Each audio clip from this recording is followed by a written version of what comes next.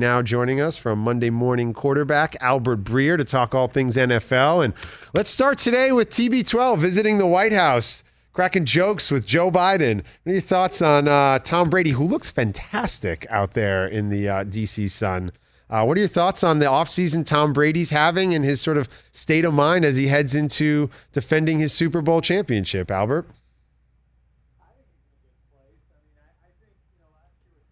For a number of different reasons. There's the injury, of course, but also, I think leaving a place that he was in for 20 years, learning new teammates, learning a new system, learning a new coaching staff. And now, I feel like the idea that he's going to prove anything is gone, right? So I think he's in a really good place where he can just go out and play football. And I'm telling you, I felt this way all along, I know some people think that, maybe he'd be seeking some sort of fairy tale ending to his career or whatever. The guy just loves to play football. He loves to compete. And I think, the fact that, the story now is solely that Tom Brady going back to defend a championship and getting to go out there and compete for another year has him in a really, really good place. Again, I think a lot of the storylines of last year, now a lot of those have melted away. Well, the storyline, Albert, going into this season, I think, would be, can Tom Brady repeat? Can the Buccaneers go back-to-back? Does he have one more left in him? But that doesn't seem to be on everybody's top of mind here in July as we head into camp next week. And it's all about Aaron Rodgers, and it's all about his status with the Green Bay Packers. Report coming out, turning down an offer to become the highest-paid player in the NFL. What does that say about his future in Green Bay, and where do you see him playing football next year? Quite honestly, I don't think it tells us anything we didn't already know. The Packers were out there. I talked to Brian Gutekunst, the GM for the Packers, right before the draft, or right after the draft, about it. And the Packers have never had an issue with the idea that they might have to adjust Aaron Rodgers' contract. Because he played at an MVP level last year, actually won the award, and and the market has moved at his position significantly. And so, I don't think the contract was ever the issue here. I think the issue was communication. I think the issue was the approach the team's taking. I think the issue is what Aaron Rodgers wants the last few years of his career. I don't think it was ever money. Now, would it help at the end of the day if the Packers showed commitment to Aaron Rodgers monetarily and showed you're our guy and we're not pulling the rug out from underneath you and going to Jordan Love prematurely in what they put in front of him contractually? Yeah, that would help. But I don't think that that's the money. Again, that's about the commitment to Rodgers and where the organization is going to be and how the organization is going to operate over the next couple of years.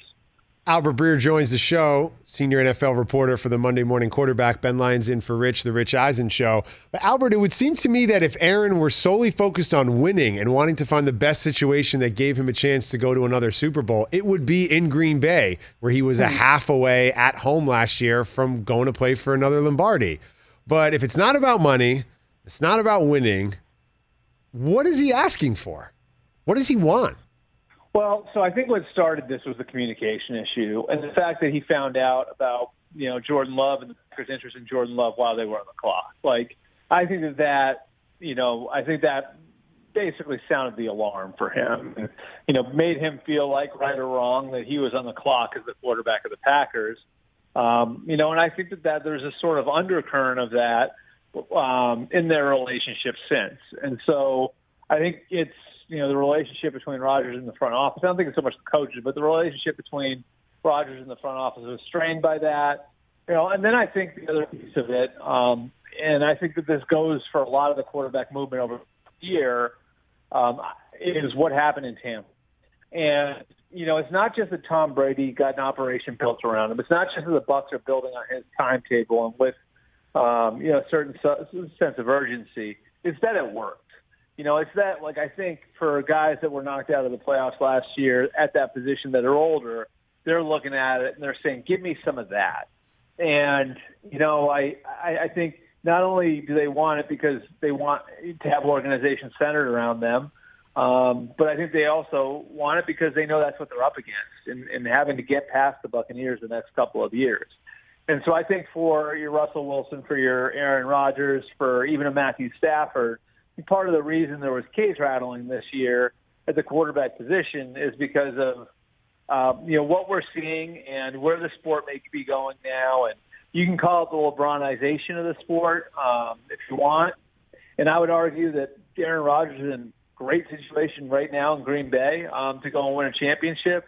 But I can also see where other quarterbacks want what Brady has and feel like they might have a tough time competing with an organization that's operating on the sort of short timetable that the Bucs are operating on. I'm glad you mentioned player mobility is what I was going to ask you next, because I feel like the NFL has done a lot to try to prevent players, star players, from changing teams in the prime of their career. It becomes difficult. It gets played out in the media. It gets stretched out for a long time. The NBA's had a lot of success with it. I think it's inspired an entire generation of fans to follow players and not simply their local teams. Do you think that this Rodgers situation will be a watershed moment for the NFL moving forward, and we'll see more fluid player mobility, especially at the quarterback position? I think you used the wrong word there. You said especially the quarterback position. I think to some degree it might be only at the quarterback position. And I mean, with rare exceptions for players that are considered, sort of generational talents at their spots. I don't think a lot of players can pull this off. I just think it's too hard to make money in the NFL. And I think too many guys are in the spot where it's, if I can find a way to make money, I'm going to do it any way I can do it. And I don't want to rock the boat because my earning power is fleeting.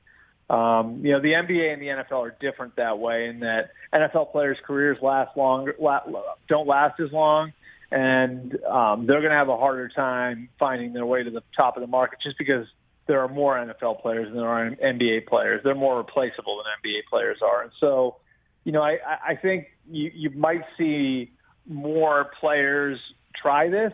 And I think the issue, though, is that there are very few players that have the leverage to pull it off. And, really the guys who have the leverage to pull it off are guys who have a lot of money in their bank accounts. And they're the kinds of guys where teams can look at it and say, that's the kind of guy that I'm willing to go all in on and give up big-time draft capital to go and get. And so, I think that you could see more of it at the quarterback position and maybe a couple other spots where, players are valued at that level. But I don't think that this is going to change the way business is done in the NFL for, say, your normal, really solid, even Pro Bowl linebacker or your really solid Pro Bowl guard. I think if there is change that comes from this, I think it's going to be sort of reserved for the elite of the elite. Albert Breer joins the show, the Monday morning quarterback. Ben Lyons in for Rich. This is the Rich Eisen Show. Devastating news for Rams fans out here in Los Angeles, Albert, with the news coming that Cam Akers, running back for the Rams, has torn his Achilles. Suffered a torn Achilles while training, and he's going to be out for the season. How does this impact the balance of power, not only in the NFC West, but also in terms of a real threat to Tampa in the conference? Because I go through a lot of these rosters, and now I add the Rams to the list, Albert. A lot of question marks on these teams. With Aaron's status in Green Bay in question, of course, I don't know who the real challenger is to Tampa in the conference, especially now with Akers going down. Yeah, and I think the way you want to look at this is, yes, he had a chance to be a really good player, but if he was going to be what he was last year, I don't think the drop-off from Akers to Darrell Henderson is that precipitous where it's going to change the fate of the season. Now, if Akers were to become what the Rams thought he could become, because there's a ton of untapped potential with Akers. He's a high school quarterback. He played behind a really, really shaky offensive line in college. So the whole thing with Akers is always there's going to be more there eventually. He's going to grow as a tailback and eventually become more. So if you're talking about what the Rams thought Akers could become, which, isn't that far off from what they had a few years ago when Todd Gurley was in his prime, then yeah, you're losing a lot. But if you're talking about the player he had last year, I actually think Darrell Henderson and whatever they have depth-wise can at least approximate it where the threat of the running game is there. And that's such a big part of Sean McVay's offense is the threat of the running game opening everything else up and the marriage between the running game and the passing game. So I think it takes away the superstar potential that the Rams had in the backfield with Akers. But if you're talking about just what was last year, I think they can find a way with what they have in-house to approximate what they had last year. Albert, oftentimes throughout history, the team that loses the Super Bowl struggles to even get back to the playoffs. I don't think anybody's thinking that with Kansas City heading into this season. But when you look at the Chiefs and as they regroup and try to make another postseason run, what's the big storyline you're paying attention to with Kansas City as we're about to get things going? Yeah, I just think it's, as much as anything else, the changes in the offseason and revamping the offensive line. I mean, that's the big one. They went through a similar sort of rebuild before they won the Super Bowl on defense when they added Tyrann Mathieu and Frank Clark and really kind of gutted that group and started over. And they went through some struggles early on the defensive side. They eventually got there, but it just took some time, right, like for everything to come together.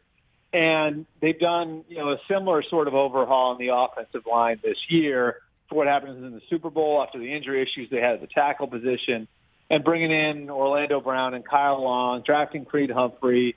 I think making all the changes that they've made up front, bringing, Laurent Duvernay-Tardif back.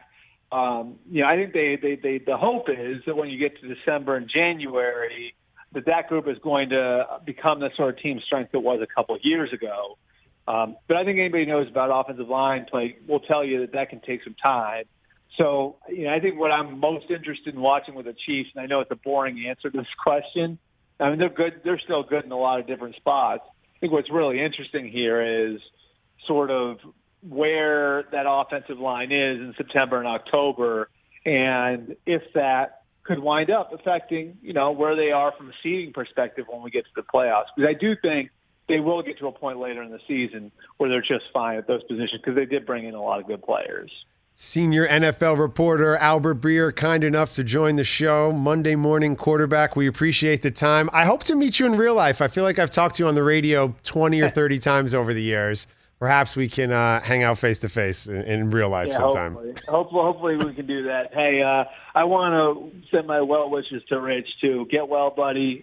We all can't wait to have you back on. Absolutely. Sending a lot of love to Rich, and we appreciate you making some time for us, Albert. Thanks so much, man. All right, thanks, Ben. Hey, you watched all the way to the end. Thanks for that. Watch more right here.